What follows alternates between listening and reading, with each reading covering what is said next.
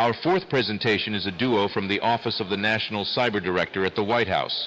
And here I thought I had a good office with a view. Our presenters are Tanya Sims and Lauryn Williams. Tanya is the Director for Cyber Policy and Programs. Lauryn is the Senior Advisor of Strategy and Research. Together, they will be speaking about how current and emerging threats to the space ecosystem is front and center as an area of intense innovation and growth across civil, military, and commercial sectors.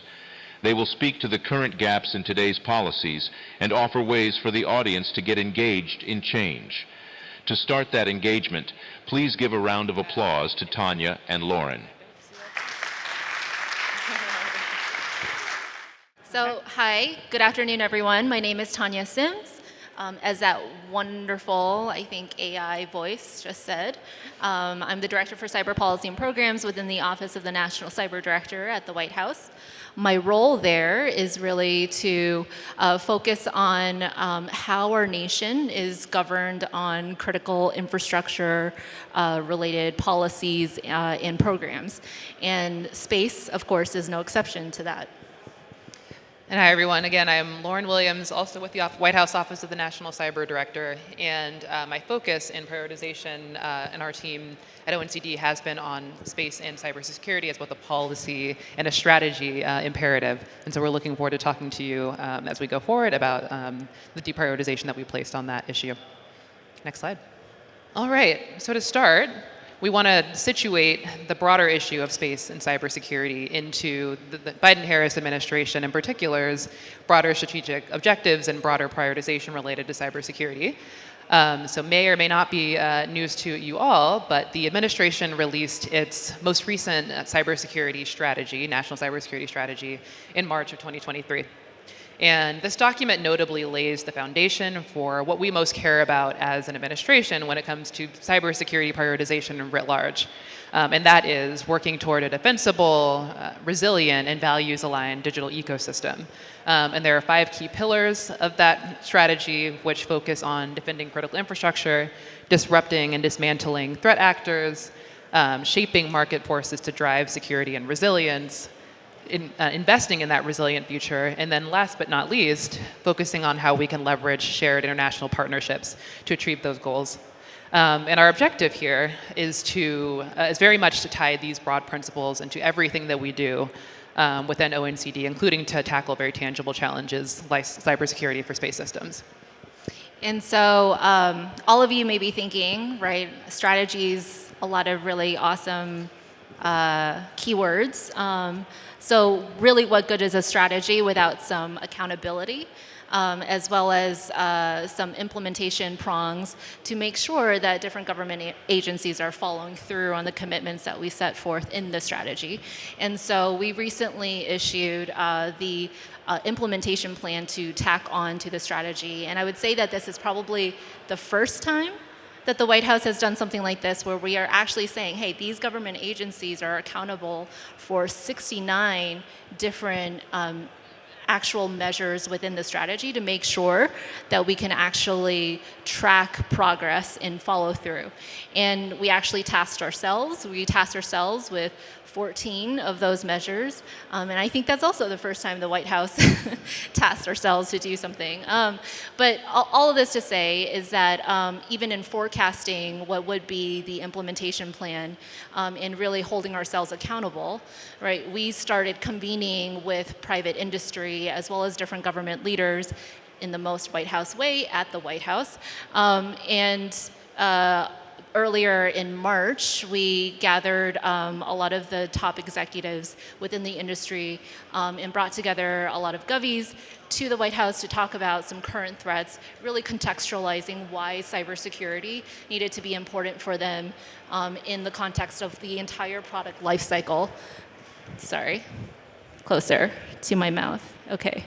And Lauryn and I, we love these slides. We're in the arrow, it's the red arrow, in the corner, really talking and hearing about, what are really the perspectives from industry leaders, right? All of you are practitioners, but how do your CEOs, right, think about cybersecurity? Are they even thinking about cybersecurity? How do we make this relevant for them? And so this was something that really kicked off our approach to focusing on Space Policy Directive 5. I mean, it may surprise you to find out that really this is something that was released in September 2020. It's still the current national policy when it comes to space system cybersecurity for the US. And it's 3 years old, to say the least, but also it provides a really nice sounding list of principles. We can't say that this is not our current policy and we don't approve of it. We have to approve of it because it is our current policy, but it is a set of very nice sounding principles. Lauren? Very high level principles, and they're essentially what are listed on the slide here. They are to, back Tanya, one more. Thanks. They are to directing both private sector and government operators to use risk-based cybersecurity form engineering, to have integrated cybersecurity plans, to leverage widely adopted best practices without defining what those best practices are, to collaborate across the public and private sector, to promote development of best practices and mitigations, and then finally to design space systems to be effective and able to manage risks. And of course, these are the objectives that we should be working toward, but what is lacking, at least in the existing policy, are tangible, specific guidelines and steps for both the private sector and for the government owners and operators to actually implement those principles. And then finally, I would note that going back to the National Cybersecurity Strategy, it does reinforce the importance of upholding the current National Cybersecurity Policy, SPD5. But what our task within our office has been is to think about how we can build on it. Yeah, and also, if I didn't emphasize this before, there's only one policy right now, and that policy is 3 years old. But the benefit of it is that it really does call on government to reach out and collaborate and work with private industry, wherever they may be, to make sure that there can be sort of a set of best practices, a set of standards that can be developed that further adds to the implementation. Those steps are essentially what we're focused on. Next slide. All right, and so this similarly will not surprise any of you. It won't be new to this audience that the space domain and the space landscape, the exponential growth of the commercial space sector is continuing to grow, and the importance of private sector to driving the growth of this ecosystem, including in relation to, as you can see there, kind of your traditional government, civil and military operators like NASA or DoD. Those, the uses of space in that traditional sense are vastly dwarfed by the commercial space ecosystem and the growth there. And so when we think about what might be necessary if we're thinking about what comes beyond Space Policy Directive 5 as of several years ago, where we're thinking about this landscape and the fact that there has been rapid change in the last several years, and policy should keep up with that. Yeah, so I mean, even when it comes to nation states like China and Russia, right, their commercial space fleets or dual purpose space fleets, they've grown from 2019 to 2021 by 70%. And so even from that context, right, it's not that we just want to outpace other countries or our adversaries, it's simply a feature of how quickly the market is growing. And then even when we talk about sort of aside from those growth areas, right, we're just talking about a large number of assets in orbit. It's not just that space is getting overcrowded. Our orbits, when we talk about LEO, MEO, GEO, right, those orbits are getting overcrowded. And so it's not just, an issue from an adversary or a threat perspective, it's literally a physical and a cybersecurity issue at the same time. We have companies like SpaceX, their Starlink fleets, right, that they have an incredible mission, and they are launching 50 assets up into space in just one rocket. That's a significant number, and that's why we see sort of that exponential growth of just how crowded our orbits are getting.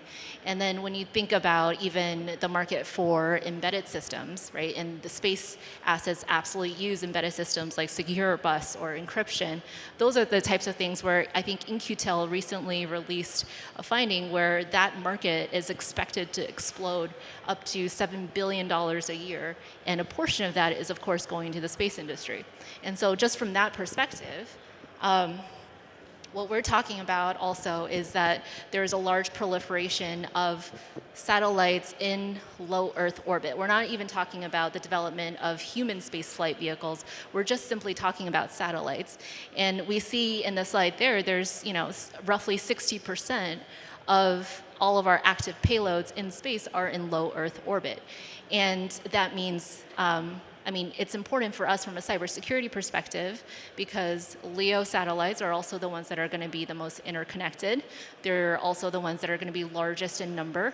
And that means a larger attack surface and potential for collision is absolutely something that we care about.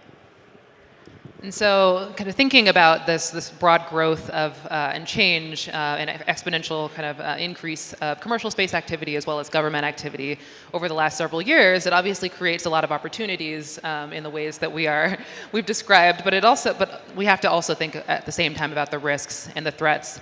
And ODIN, the Office of the Director for National Intelligence, and that open source document mentioned there very much highlights kind of the increased focus from threat actors, from nation-state actors on using offensive cyber capabilities against space assets. And so that risk obviously has been underscored by multiple U.S. government advisories, including several of the Department of Homeland Security, CISA advisories about routinely exploited vulnerabilities related to kind of commonly used operating systems that we use across space systems as well as everything else that we do in our companies and in our government activities, as well as it's highlighted by a wide range of independent as well as think tank and academic research that highlights the threats that are currently affecting the space ecosystem from a cyber perspective. And with that, we will further kind of complicate this picture. We're talking about the change in the landscape, the threat environment, the increasing kind of attack surface and attack vector. And then from our point of view at the White House, we are very much focused on what we can do and where we fit in as the White House Office of the National Cyber Director within the national policy landscape. Which looks a little bit like this. And if you're overwhelmed by it, that's where we started our journey. This is a simplified version. Yeah. Yes. And so what we want to say here and what we want to show through this slide is that, this is actually just focused on the executive branch policy landscape. A little bit kind of very much focused from our lens of how we're thinking about policy development. There are major players, including the National Security Council, our office, the National Cyber Director, the National Space Council, who we very much partner with along this journey, the Office of Science and Technology Policy, the Office of Management and Budget, and each one of these kind of White House elements operate or kind of owns a different piece of the policy process. That plays a role in developing, in particular, national cybersecurity policy, and then kind of narrowing down that lens to a focus on cybersecurity policies that are relevant and apply to the space ecosystem. And so I'd note there in that kind of second tier of interagency, U.S. government departments and agencies, that's about 30 plus agencies that not only play a role in operating space systems, but the majority are more so government agencies that utilize and or rely on space-based services. And so that kind of gets you a much broader scope of agencies that are implicated when we think about what cybersecurity and ensuring resilient and secure space systems means for the broader U.S. government. Yeah, and just to expand on a couple examples, I know we've been talking about SPD5, but based on this chart, right, we really wanted to show you how that actually came about. So you had two elements of the National Security Council come together along with the National Space Council, and maybe a little bit of input from the Office of Science and Technology Policy, right? I mean, there are 17 different policy arms within the White House. These are just 3 of them. But these elements came together to really develop and work with the interagency, the federal interagency, to come out with SPD5. And so the ones circled in red are supposed to be ones that touch on cybersecurity and have some type of relevance for space systems, with arguably the only one in that list that is directly relevant to space systems as SPD5, right? SPD7 is on PNT, and the only section within SPD7 that touches on cybersecurity is the recommendation that governments and private sectors should have cybersecure GPS, which is a really good general level, right, principle to follow. What does that really mean? It doesn't get into it. Other things are Executive Order 14028, improving the nation's critical infrastructure, which is really a reflection of the importance of increasing sort of the growing importance of the commercial sector for different types of critical infrastructure. We have, 16 different critical infrastructure sectors, in each of them with a growing commercial nexus. 14028 calls on things like everybody should have sort of a zero trust architecture or principles in mind when developing their network architectures. They should have encryption. They should have incident response plans and incident planning measures in place. 13905 also, again, touches on PNT to the extent that there should be some additional government and private sector collaboration. 13636 is the one that provides sort of NIST, the directive, the National Institute for Standards and Technology, the directive to come out with a cybersecurity framework for mostly critical infrastructure sector owners and operators. And so this is just highlighting a couple of the national level policies in place that should help critical infrastructure owners and operators, noting that when it comes to space system cybersecurity, again, it's really only SPD5. And so, with to that, further complicate the landscape here, I think what we would say is that if the policy environment that we noted on the previous slide is not complex enough, then the U.S. government-only standards and requirements landscape is even more complex across commercial, federal, and an integrated kind of batch of requirements. Yeah, so these are, again, a snapshot of some of the relevant standards and guidelines that are out there that the space systems community can rely on or leverage voluntarily. And so this does not cover your international standards for IT systems. This does not cover every single government entity that has ever developed a directive or something like that. This also does not cover every single standard or guideline that touches on IT or OT security, but these are sort of a very, I think in our opinion, a complicated web, a snapshot of the ones that would be the most relevant. And so in terms of for the applicability to different segments of space, so we're thinking ground, link, user, space, there just isn't one that touches on every single segment, right? And so with those specifics in mind.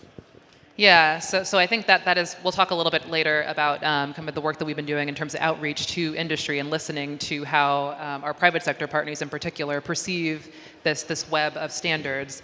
But in particular, what we have taken away from those conversations is that a lot of these standards, which I'll touch on a couple of them, are applicable to kind of broader information security requirements and protection of kind of controlled information, but not specifically tailored to the space systems environment. And that's really a challenge when we're thinking about the differences in how we should think about securing space systems as opposed to kind of terrestrial and other sorts. And so a couple of requirements that we would flag, maybe starting from the commercial side of the house, might be NIST standard SP 800-171, which is derived from, on the other side, the federal requirement for NIST SP 800-53. But that sort of crosswalking takes place in the kind of the context of NIST standards, which are voluntary requirements.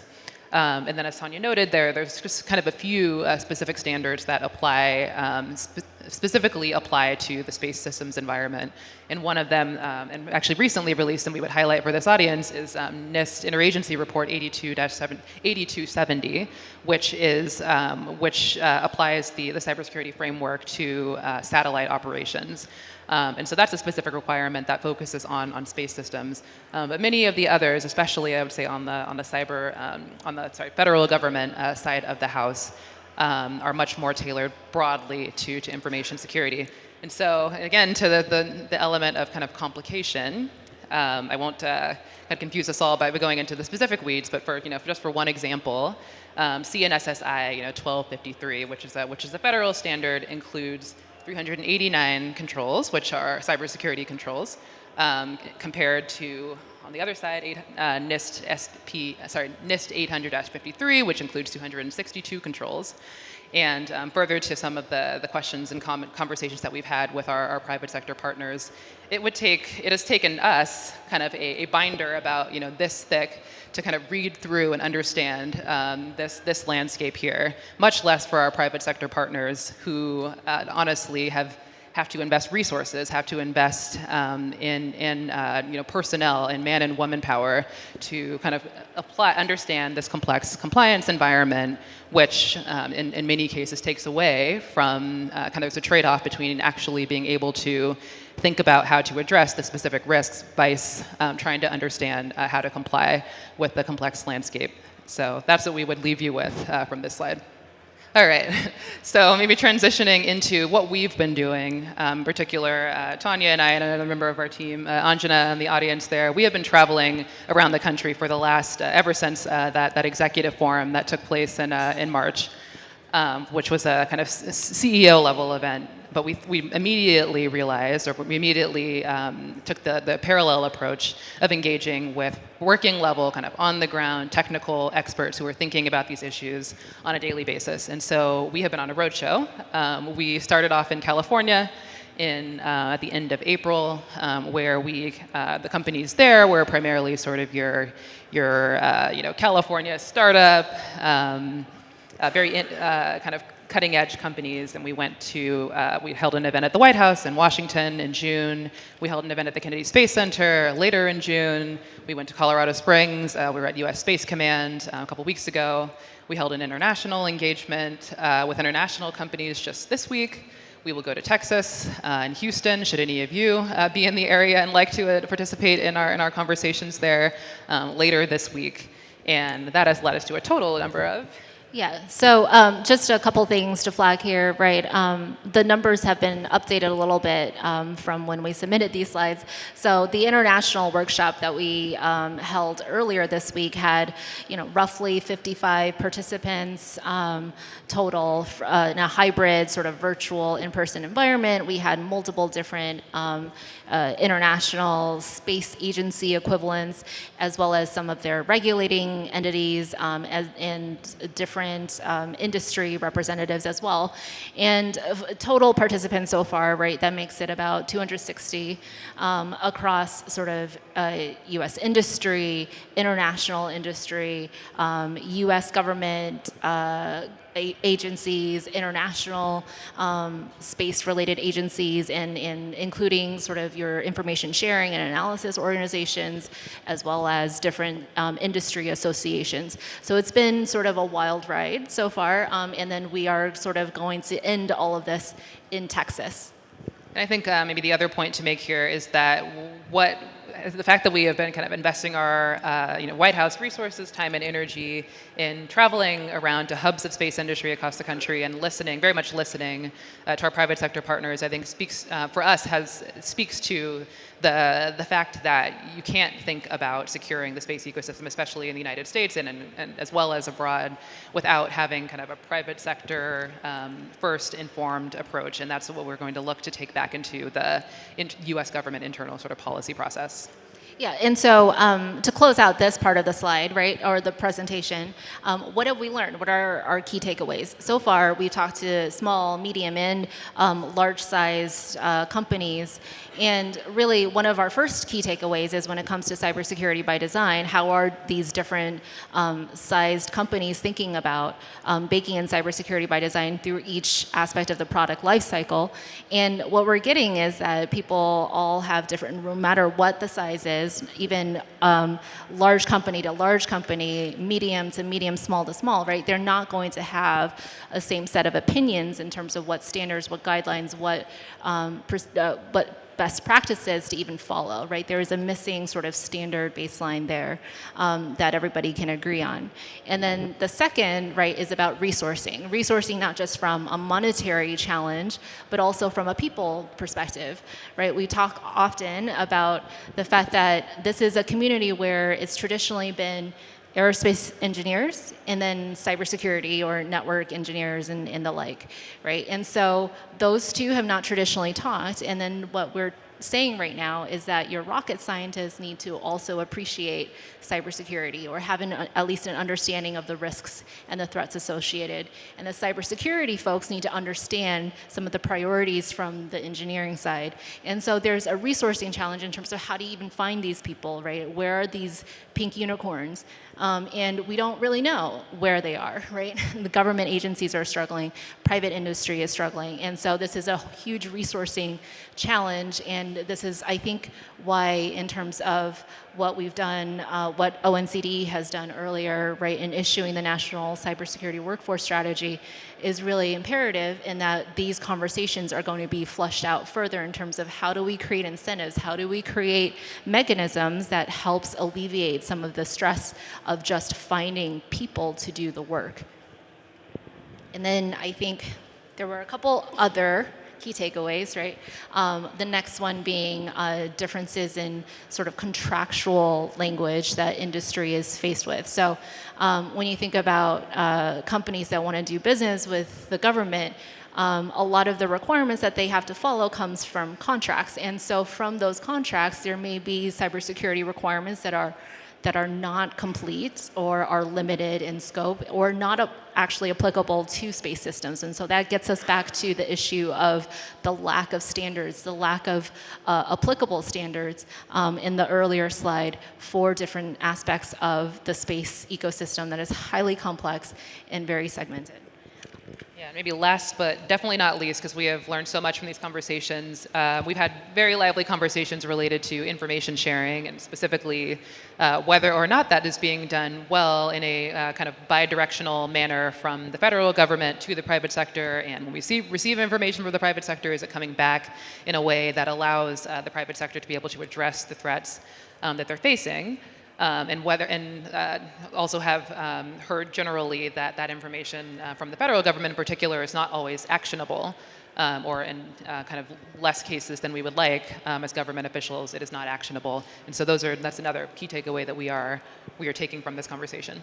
So how to get involved, now that we've talked about how what we're doing, how do you actually get to help? And so we actually have two things on here, not just one, but the first that we'll touch on is regulatory harmonization. So we recently issued a request for comments or a request for information from the public on different types of regulation that might be impacting their companies or their organizations, and how do we actually harmonize some of what may be perceived to be competing or contradictory regulations.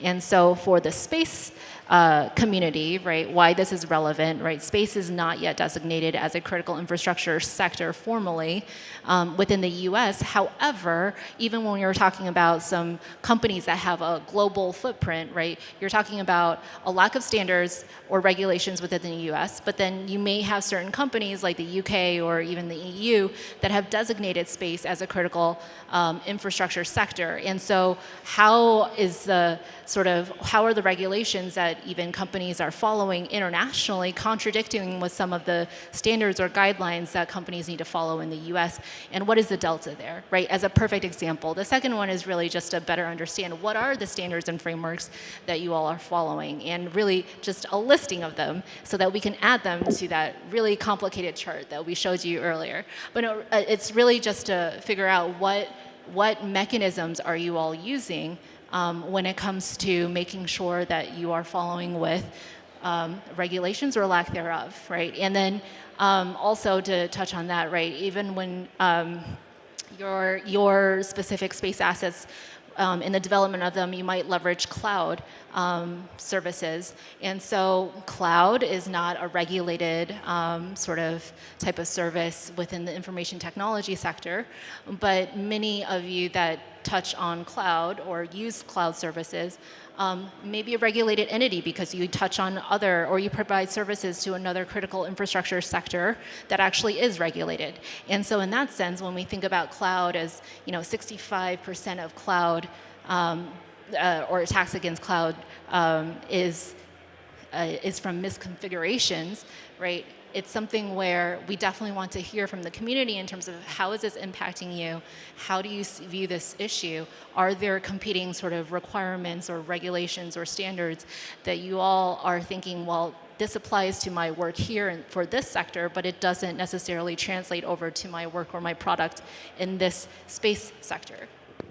And then last but not least, and so hot off the presses that it is not on this slide, ONCD also recently released an RFI related to open source software.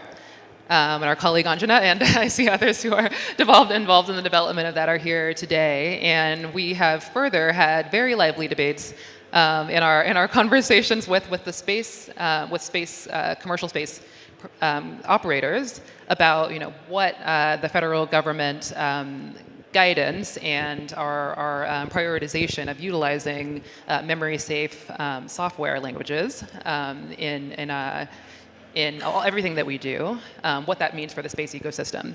And so that makes it very exciting for us here today to announce that we have an RFI that is open. That was just released this week, so it's maybe again, yesterday. not up on here, but if you just Google White House RFI, or just look up, or ask any one of us, and we can share the link with you. Yeah. I believe the deadline to provide information back to us is on October 9th. And so given the security risks, obviously related to utilizing open source and commercial off-the-shelf software, we are looking for information as the White House to help the development and kind of build out of a strategy or action plan related to moving toward the usage of memory-safe languages in the future and going forward in order to reduce the vulnerabilities related with the use of kind of the opposite. And so with that, those are two kind of open out for public comment RFIs that we very much urge and ask for your active engagement with, because there are ways for us as the government to hear from all of you and help inform the direction that national strategy and policy takes. And so with that, I guess we'll take some questions if you have them for us. Thank you for that. So I guess the question is how NASA has some particular ways of going about doing their business. How have we worked with them? Right, yeah, okay. So NASA has been an integral player in all of the workshops that we've been convening. They've been listening to the input from industry, and as well as providing some of their own thoughts, maybe some of their limitations as well. And so it's actually been really helpful to have not just the private sector owners and operators in the room, but also the ones that are responsible for a lot of the government scientific missions and all of that. So it's something that I think we will flesh out further when it comes to actual solution space, but it's something that we definitely have had their input on nearly every single workshop. Yeah, and kind of speaking of the real, rocket scientists, which we are policy people, and the rocket scientists, and then the cybersecurity experts. Yes, our NASA colleagues have really provided that deep, subject matter. What are the differences and what are the challenges with operating on orbit, particularly for NASA, systems, kind of input into all of the conversations. Hey, so the RFI that you put out on the memory safe, what was the driver for that specifically? Was that feedback from industry that they really needed memory safe implementations on board as they feel like that's like the biggest threat vulnerability that they're dealing with? Yeah, I think specifically, right, it's one of the implementation prongs within, well, it's specifically called out within the National Cybersecurity Strategy under shaping market forces. So under that construct, we're saying, you know, it's not just up to the sysadmin or whomever that is, you know, literally monitoring some traffic day in and day out and reliant on them to be having a good day or a bad day that an entire sort of network outage happens, right? And so every moving sort of accountability from maybe different levels of the software that people use or the applications that they use, right? Moving that accountability to different players maybe makes more sense. And so I wouldn't necessarily say that that was just simply, you know, ONCD saying, okay, no, this looks like a really good thing. Let's work on this. I would say that a lot of this is also, you know, the National Security Agency, CISA, they've also come out with a lot of really good material to talk about some of the inherent risks in different types of programming languages. Not to say that those programming languages are unsafe in and of themselves, but perhaps how they are being exploited, right, is, and how do we best address that? And I think this is what this RFI is getting at, right? What are the perspectives out there in terms of memory safety?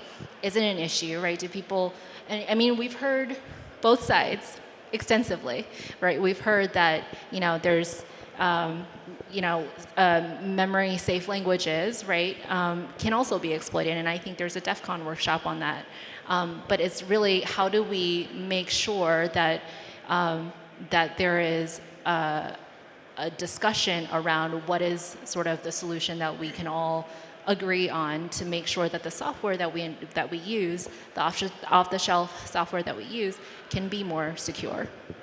Yeah, and maybe to the purpose of the RFI and truly the request for information and for feedback, particular to, you know, this space ecosystem as well as to other sectors. Again, we have learned along the way, including by very much leveraging our NASA, you know, colleagues' expertise, some of the challenges that come with thinking about, you know, space systems that are legacy, that are being developed today and that will be developed in the future. Particularly for those legacy systems, what, you know, migration to memory-safe languages might mean or imply. And so that is very much why we open the door to feedback.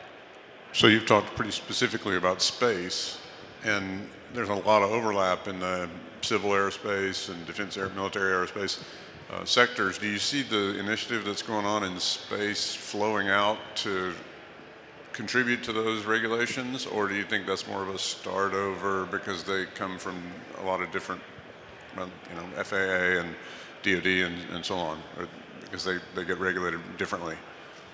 Yeah, I think the way I would answer that is also in an you know, RFI context to the RFI that Tanya noted related to broader regulatory harmonization. I think that RFI is very much open-ended in the sense that it's not scoped to any particular infrastructure sector or just sector in general, because I think we do very much recognize kind of the broader criticism as well as reality that there are just so many different regulations and so many different requirements across different federal government agencies that apply to each different sector. And so harmonization as a goal and as an objective is one that we are looking for your input in moving toward.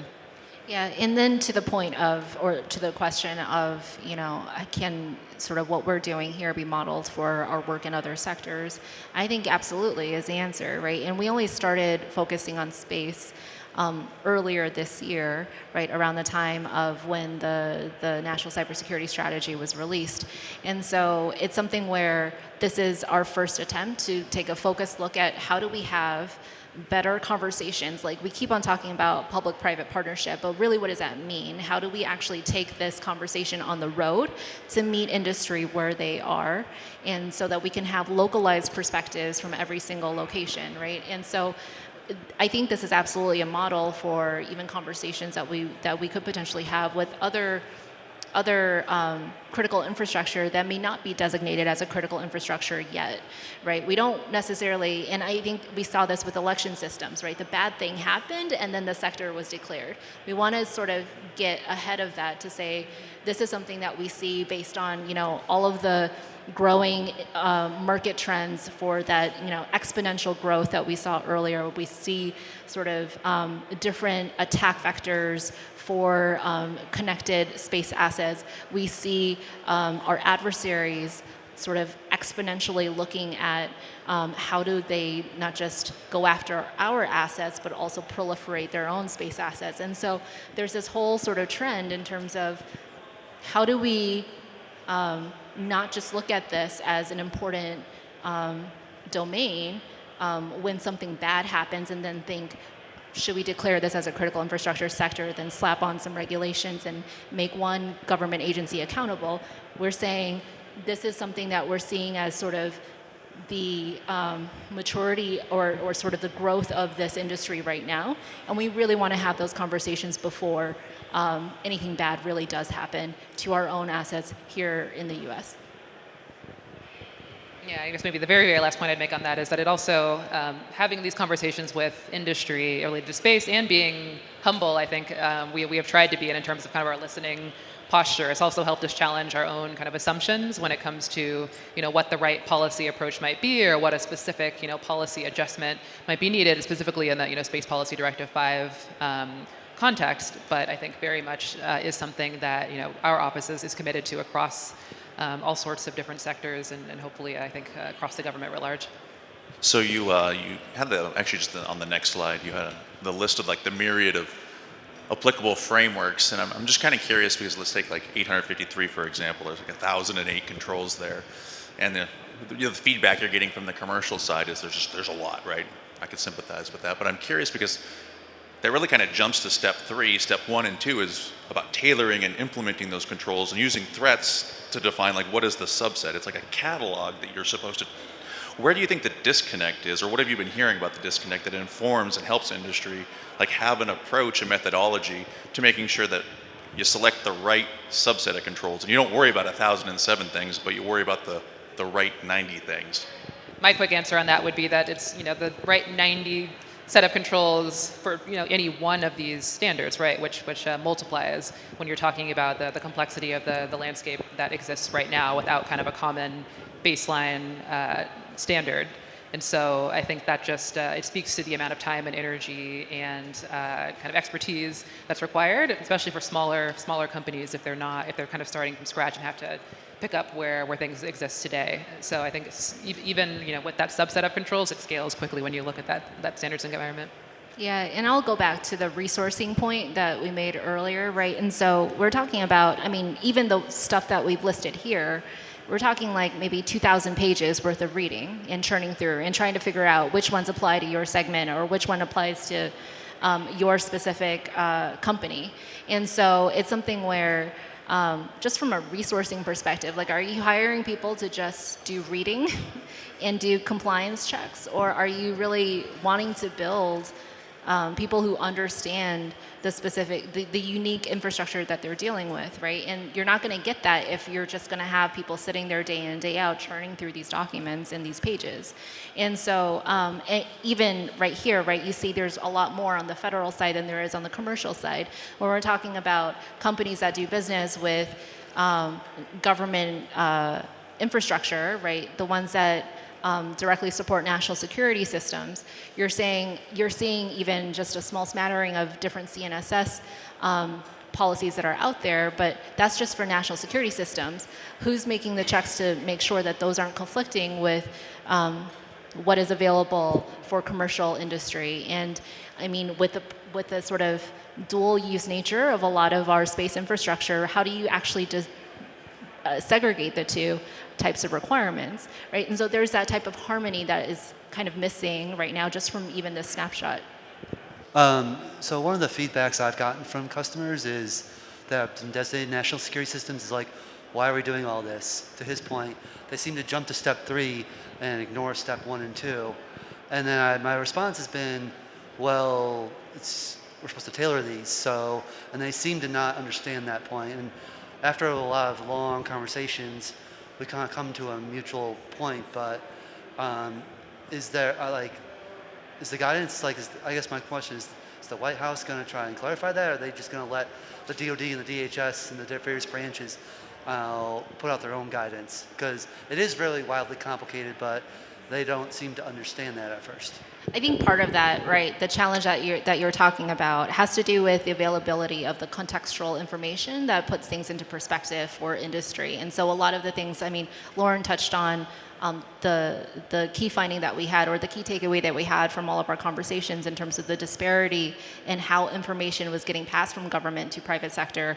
We're talking about classified things that maybe shouldn't be classified. We're talking about the speed of things that should be, that the lack of speed makes things not actionable, or even the relevance of things that are shared are just not relevant for whatever industry that they're sharing to, right? And so even from that perspective, I think contextualizing or even working on ways to make it make some of the standards and the requirements a little bit more contextualized in a uniform manner. That is something that we're trying to examine right now in terms of how do we improve even the reasons why somebody needs to focus on these types of risk measures. Yeah, and then instead of only, as we've been doing for the last several months, kind of gathering information from the private sector and seeking your perspectives, which has been incredibly helpful and important, we have in parallel been having conversations with our with our federal government partners as well, just because of exactly the landscape that exists, and because private sector is engaging with multiple government agencies which have multiple requirements. So we are thinking about both of these things in parallel from the White House point of view, and it's a hard challenge, but it's been a very intellectually stimulating one, and we'll continue with it until the future.